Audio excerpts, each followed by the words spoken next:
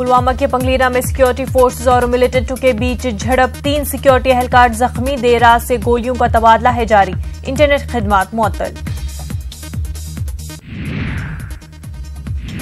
Pulwama militant हमले के बाद एहतजाज का सिलसिला, दिल्ली के ताजरों ने दी आज बंद की कॉल।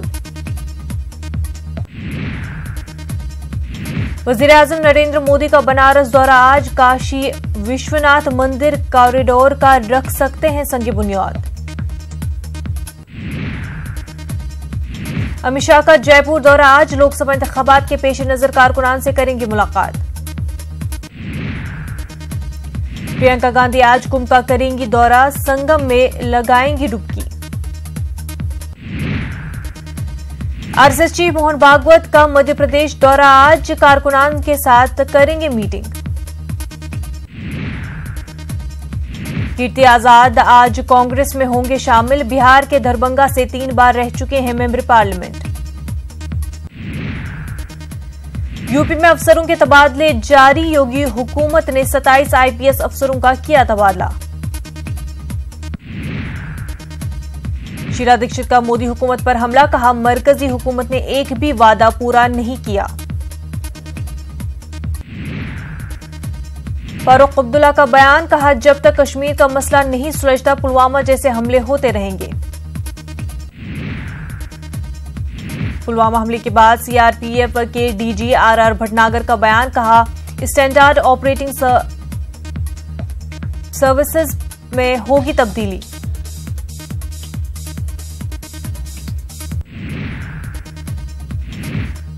मध्य प्रदेश के सीएम कमलनाथ आज पेश करेंगे 3 महीने का बजट, असेंबली में हंगामे के आसार।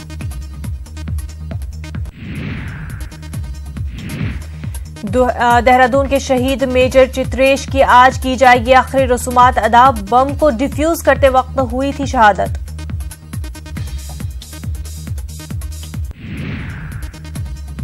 शहीदों के अहले खाना को कम से कम 5 करोड़ रुपए दे बीसीसीआई, सीके खन्ना ने सीओए से की अपील। पुलवामा हमले के बाद पंजाब क्रिकेट एसोसिएशन की कार्रवाई, मोहाली स्टेडियम से हटाई गई पाकिस्तानी क्रिकेटरों की तस्वीरें। पुलवामा हमले के बाद टी सीरीज ने लिया बड़ा फैसला, यूट्यूब से आतिफ असलम के गाने को किया अनलिस्ट। आरबीआई ने तमाम कॉमर्शियल बैंकों को जारी किया अलर्ट, यूपीआई के जरिए सार्फिन के साथ हो सकता है धोखा। राजस्थान में स्वाइन फ्लू से मरने वालों की तादाद में इजाफा, अब तक 127 अफराद की हुई अमवात।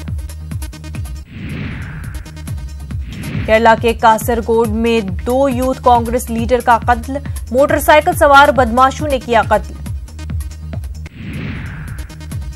सऊदी वली-ए-अहद शहजादा मोहम्मद बिन सलमान पहुंचे पाकिस्तान, कहा पाकिस्तान की माशियत का मुस्तकबिल रोशन है।